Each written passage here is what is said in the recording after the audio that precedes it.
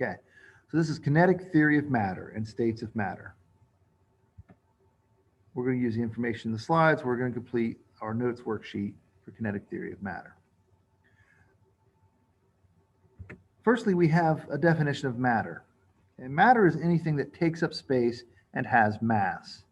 Okay, so it's stuff that has a size and it's got some mass to it. It's hefty. It has heft. Okay, so it takes up space. It has mass. Next, we're going to talk about kinetic energy. Now, this is something that we would have covered before, but I like to cover it on the chemistry level before we talk about it on the large scale, on the physics level. But basically, kinetic energy is how heavy and how fast something is. All right, the more mass and more velocity an object has, the more kinetic energy it has. It's the moving energy. So a train has more moving energy than a horsefly, right? The heavier and faster it is, the more kinetic energy it has. The more mass and the more velocity an object has, the more kinetic energy it has. This leads us to, well, and here's a graphic, right? We've got a big bullet that's moving fast. A big bullet that's moving slow, a little bullet that's moving fast, and we have a big bullet that's moving fast. Okay, the bigger and heavier, the heavier and faster, the more kinetic energy an object has. This leads us to the kinetic theory of matter. Okay, and this is the basis of all of the chemistry we're going to cover. And it says that matter is made of atoms. It's made of atoms. Those atoms are always moving. They're kinetic. Kinetic just means moving, right? And those atoms, they collide. They bump into each other, and they bump into the walls of their container, and we can measure those bumps. We can measure how often and how hard those atoms bump into the container. This is the kinetic theory of matter. Now, temperature is a measure of the average kinetic energy of the atoms in a sample. Basically, it measures, on average, how much mass do these particles have, and how fast are they hitting the thermometer.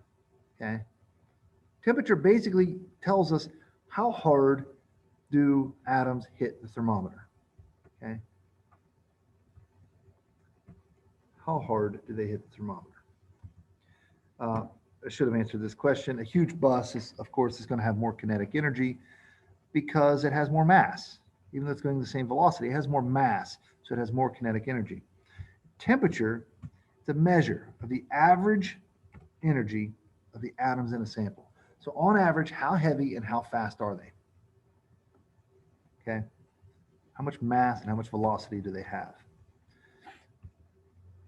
We measure temperature with a thermometer. Okay? The more often atoms collide with the thermometer, the higher the thermometer reads. And the heavier those atoms are, the higher the thermometer reads. It measures the average kinetic energy. Temperature is different from heat. Heat is the total kinetic energy of the atoms in a sample. It's the total kinetic energy. So it is the total mass of the sample times the temperature of the sample. Okay, the temperature tells us the velocity, basically, right, of the atoms. So the mass times the velocity gives us the heat, the total kinetic energy of the system or the sample. The total. Now, so which has more heat? A 25 kilogram iron bar at 200 degrees or a 5 kilogram iron bar at 200 degrees? Yeah, well, it's going to be the heavier one, right? The one with more mass. Heat is the total kinetic energy of the atoms in a sample, and the kinetic energy depends on the mass. So a giant pot of boiling water has more heat than a tiny pot of boiling water. There's more mass there. There's more water. There's more total energy there. And this is important. This is really important for our understanding of uh, reality.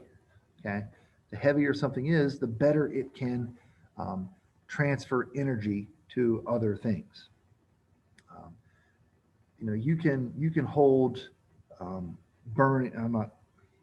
Don't do this at home, but you can hold burning alcohol in your hand, right? And it will burn at temperatures, very high temperatures, 300 and 400 degrees, right? Where if you were to try to hold a burning piece of wood in your hand, it would burn you. It's just because the wood is so much more massive. There's more mass there. The heavier something is, the better it can burn you, basically. Right? That's because heat is what burns you. The average is the temperature. The total is the heat. So the difference between heat and temperature are that temperature is the average, and heat is the total kinetic energy of a sample. Something that is more massive has more kinetic energy, more total kinetic energy. Pressure. Pressure is the force that matter applies over an area. So it's how much force do those atoms apply to the gauge when they collide with it, right? It's measured with a gauge. And I can't spell gauge no matter how many times I try.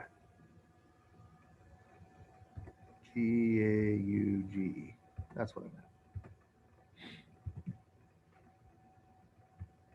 Now, we're going to move on here. We're going to make a definition, and you guys have seen this before. We're going to make a definition of the different phases or states of matter. Okay? The first phase that we talk about, and the most familiar to us, is, we'll come back to this slide. The most familiar to us is a solid. The atoms, or the particles in a solid, are slow, and they form dense crystal structures like shown. Okay. You'll notice these particles are moving, but they're packed together and they're not really separating. They're not moving away from each other. They just don't have the kinetic energy to move away from each other.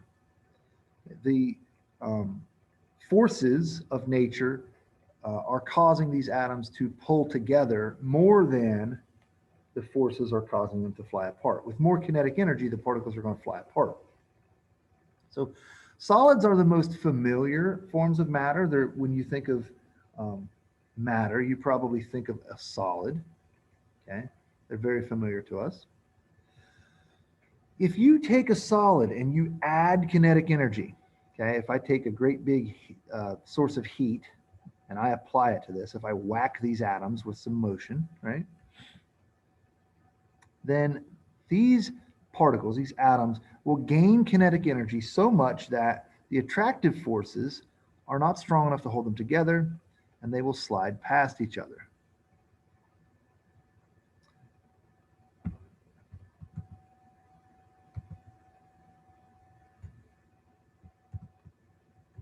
Atoms in a liquid have a medium speed, okay? And they take the shape of their container. Liquids are strange samples of matter in the universe.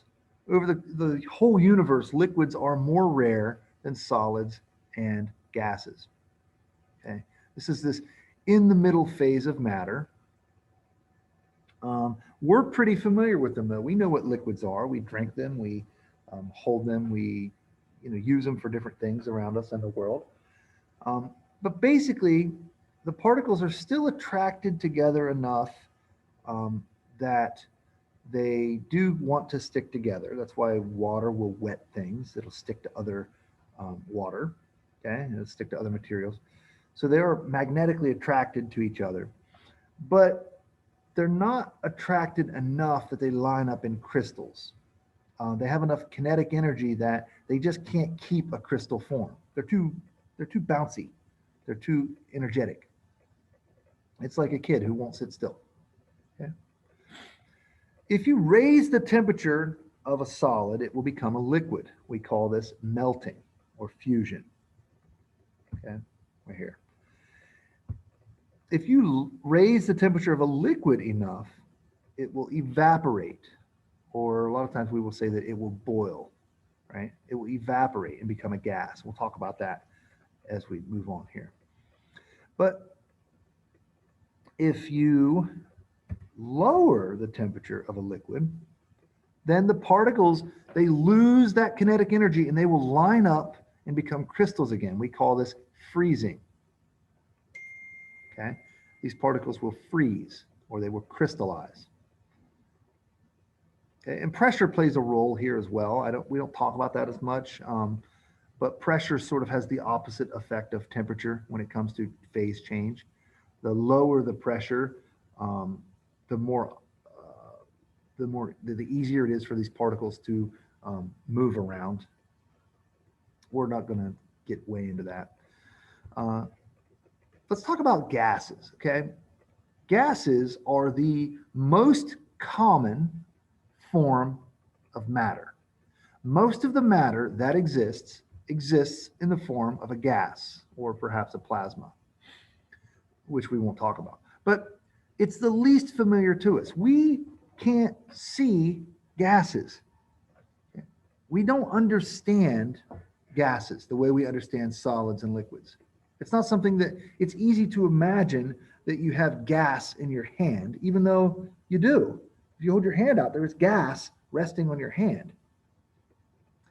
But the particles of a gas are so energetic that gravity is not enough to force them to stay inside a container.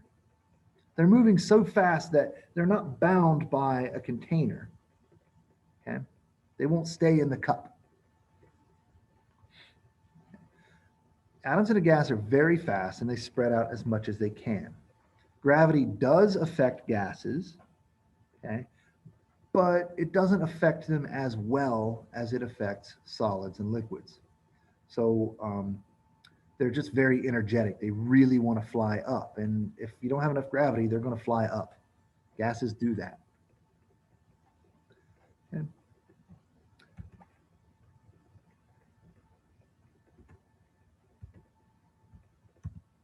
Atoms in a gas are very fast and they spread out as much as they can. Now, solids can melt to become liquids. Liquids can freeze or fuse to become solids. We'll stick with freeze, maybe crystallize. And then finally, liquids can evaporate to become gases. And gases can condense again to become liquids. These are all right here in these notes. Okay. Now, the rule here, and this is basically another way of stating the kinetic theory of matter, is as the temperature of matter increases, the particles of matter speed up and they move further apart. As the temperature increases, the particles speed up and move further apart. You can see in a solid, they're quite close together and moving, but not moving very quickly. In a liquid, they're moving quite a bit faster. And so they sort of spread apart. They jumble, they bounce off of each other more often. And in a gas, they're quite far apart, so far apart that they're see-through. You can't see gases. The reason you can't see a gas is because the light doesn't reflect off of them. It just goes through them. It goes between the particles. It goes between the atoms. And so it doesn't bounce off of them and back into your eye. Gases are invisible, but they exist and they have mass and they have a lot of energy. Okay? So that is the basics of the kinetic theory of matter. I could go on and on and on. We will talk more about this as we talk about the behavior of fluids. I will post these notes along with the lecture until the quiz day. So I believe our quiz over this is tomorrow. So these notes will be available until tomorrow morning if you guys need to get caught up. After that, you guys can review the lecture on your own here. Okay. That's the kinetic theory of matter.